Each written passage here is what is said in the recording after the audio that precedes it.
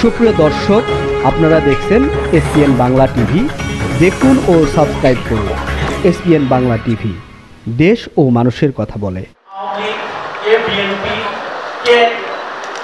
অন্তর্বর্তীকালীন সরকার এটা বিবেচনা করলে আমার মনে হয় আমাদের মুখে থেকে কথা বের করা খুব কঠিন হয়ে যায়। তা আমি মানবাধিকার সংগঠনগুলোর সাথে জড়িত আমার সকলকে অনুরোধ করব, আমরা বিএনপি চিনি না, আওয়ামী লীগ চিনি না, অন্তর্বর্তীকালীন সরকার চিনি না। আমরা চিনি ন্যায়ের কথা, সত্যের কথা, হক কথা। সত্যিকার অর্থে যদি বাংলাদেশে মানবাধিকার বাস্তবায়ন করতে হয়, শুধু বাংলাদেশ নয় সমগ্র বিশ্বে, তাহলে আমাদের রেসপন্সিবিলিটি বাড়াতে হবে, আমাদের অ্যাকাউন্টেবিলিটি তৈরি করতে হবে, আমাদের ট্রান্সপারেন্সি আসতে হবে, আমাদের লায়াবিলিটি বাড়াতে হবে। এবং আমরা যদি সত্যিকার অর্থে মানুষ হতে পারি, শিক্ষায় শিক্ষিত হলেই মানুষ হওয়া যায় না, বাস্তবে একজন মানুষ হতে হবে। এমন মানুষ হতে হবে যে মানুষ ন্যায়ের পক্ষে কথা বলবে, সাদাকে সাদা বলতে দ্বিধাবোধ করবে না, কালোকে স্পষ্ট ভাষায় কালো বলবে। এই ধরনের মাটির মানুষ দরকার, এই ধরনের সাদা মনের মানুষের দরকার, যে মানুষগুলো মেধা এবং মননে থাকবে মা মাটি ও মানুষের কথা, অন্যায়ের বিরুদ্ধে প্রতিবাদ করবে। যেমন আমাদের আজকের অনুষ্ঠানের নায়ক সাহেব স্পষ্ট ভাষায় বলে গিয়েছেন। আমার সবচেয়ে ভালো লেগেছে আজকের এই অনুষ্ঠানে এসে, আর এই মাস ডিসেম্বর মাস আমাদের বিজয়ের মাস, আমাদের গর্বের মাস, কিন্তু কোথাও এই বিজয়ের ধ্বনি শুনতে পাচ্ছি না। এই অনুষ্ঠানে এসে যখন জাতীয় সঙ্গীত দিয়ে অনুষ্ঠানটা শুরু করা হলো, আমি সাথে সাথে জাতীয় সঙ্গীত গাওয়ার চেষ্টা করেছি এবং আমার মনটা ভরে গেছে।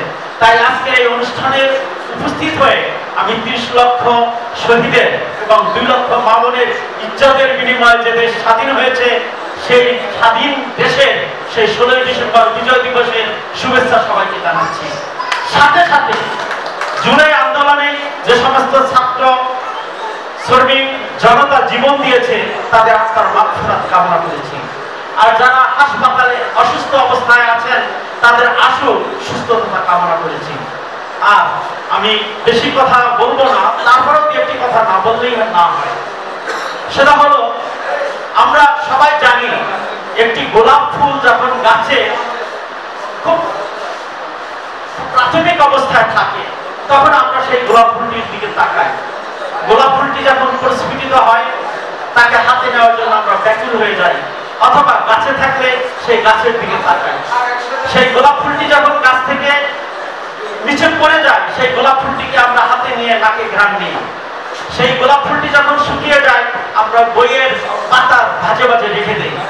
আসুন আমরা আমাদের দেশটাকে তথা সমগ্র বিশ্বকে সেই গোলাপ ফুলের মতো করে গড়ে তুলি।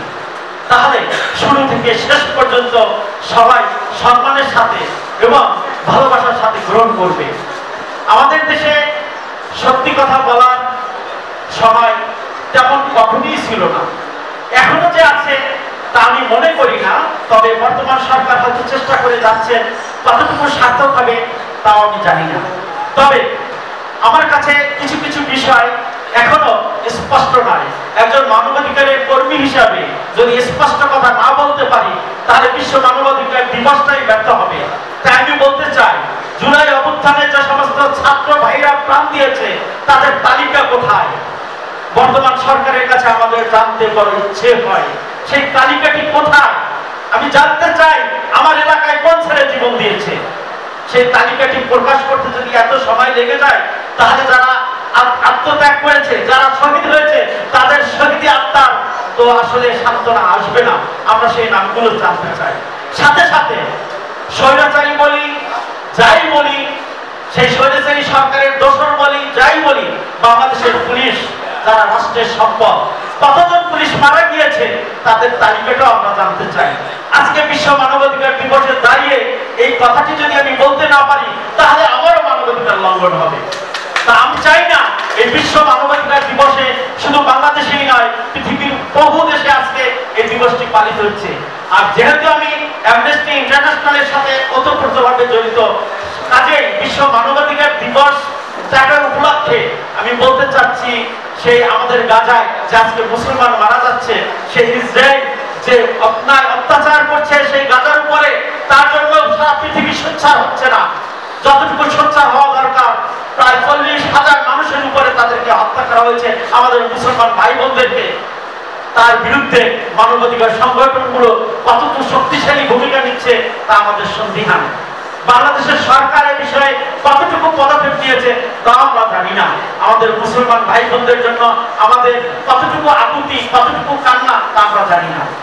তো এখন আমরা সম্মিলিতভাবে বাংলাদেশে যে মানবাধিকার সংগঠনগুলো আছে তারা বিচ্ছিন্নভাবে এই মানবাধিকার নিয়ে কাজ করছে। যদি সম্মিলিতভাবে এই মানবাধিকার সংগঠনগুলো সামনে এগিয়ে যায় এবং তারা সোচ্চার হয়, আমি শিওর, এবং আমাদের সাথে যদি থাকে সাংবাদিক নূর হাকিম ভাইয়ের মতো লোক, সাংবাদিক নূর হাকিম ভাইয়ের মতো দৈনিক সকালের খবর আর মানবাধিকার সংগঠনগুলো যদি একাত্র হয়ে আওয়াজ করে আমরা অন্যায়ের বিরুদ্ধে আমরা প্রতিবাদ করতে জানি, সে যেই হোক আমরা তার বিরুদ্ধে প্রতিবাদ করব, বিচার চাই এবং বিচারের কাঠগড়া তাকে দাঁড় করাতে হবে, সে যেই হোক, যে দলেরই প্রধান হোক না কেন। তাহলে আমার মনে হয় সত্যিকার অর্থে বাংলাদেশের মানবাধিকার প্রতিষ্ঠা হবে। আমাদের বাংলাদেশের সংবিধানে 5টা বেসিক রাইটস আছে, অন্ন, বস্ত্র, বাসস্থান, চিকিৎসা ও শিক্ষা। এই 5টি বেসিক রাইট সরকার আমাকে দিতে বাধ্য। আমরা কতজন এই বেসিক রাইট থেকে বঞ্চিত হচ্ছি তা আপনারাই আমার চেয়ে ভালো জানেন। আমরা অন্যায়ের বিরুদ্ধে কথা বলতে ভয় পাই। আত্মপ্রকাশ করিয়েছেন তার জন্য বিচারপতি হাসান মাহমুদ ফয়েজি ভাইকে আমি ধন্যবাদ জানাই এবং সেই ফেডারেশন অফ হিউম্যান রাইটসের সম্মানিত মহাসচিব সাহেব professor doctor M Nazrul Islam সাহেব আমাদের মাঝে উপস্থিত আছে, তার জন্য একটা হাততালি চাই এবং তাকে সকলের সামনে দাঁড়িয়ে সম্মান দেওয়ার জন্য অনুরোধ জানাচ্ছি। আমি সেই কমিটিতে যারা আছেন তাদের নামগুলো একটু উচ্চারণ না করলে আমার অতিরিক্ত আস্থা থেকে যাবে। ওই federation of human rights of বাংলাদেশের চেয়ারম্যান হিসেবে দায়িত্ব পালন করছেন বিচারপতি ফয়সাল মাহমুদ ফয়েজি সাহেব। ভাইস চেয়ারম্যান হিসেবে আছেন ইব্রাহিম ভূঁইয়া। ঢাকা বিশ্ববিদ্যালয়ের অত্যন্ত স্বনামধন্য অধ্যাপক ডক্টর হামিদা খানম। ঢাকা বিশ্ববিদ্যালয়ের অধ্যাপক আব্দুল জলিল চৌধুরী এবং অর্গানাইজিং সেক্রেটারি হিসেবে অ্যাডভোকেট নাসরিন বেগম। ওই কমিটির ভাইস চেয়ারম্যান হিসেবে আমার নামও এখানে অন্তর্ভুক্ত করা হয়েছে। তাই এই federation of human rights of বাংলাদেশের সাথে যারা সংশ্লিষ্ট সকলকে অভিনন্দন জানিয়ে আপনারা ভালো থাকবেন, সুস্থ থাকবেন এবং অন্যায়ের প্রতিবাদ করবেন। যেখানে অন্যায় দেখবেন সেখানেই প্রতিবাদ করবেন, যেখানেই দুর্নীতি দেখবেন সেখানেই প্রতিবাদ করবেন। যদি সুন্দর একটা বাংলাদেশ আপনারা পেতে চান, সুন্দরভাবে বসবাস করতে চাই এবং আমাদের পরবর্তী প্রজন্মের জন্য যদি একটি সুন্দর বাংলাদেশ আমরা গড়ে তুলতে চাই, তাহলে অন্যায়ের বিরুদ্ধে প্রতিবাদ হোক আজকে আমাদের প্রতিবাদ্য বিষয়। আজকে আমরা আওয়াজ তুলি, আমরা সকলে অন্যায়ের বিরুদ্ধে, আমরা সবাই দুর্নীতির বিরুদ্ধে। ধন্যবাদ, সবাই ভালো থাকবেন। আল্লাহ হাফেজ।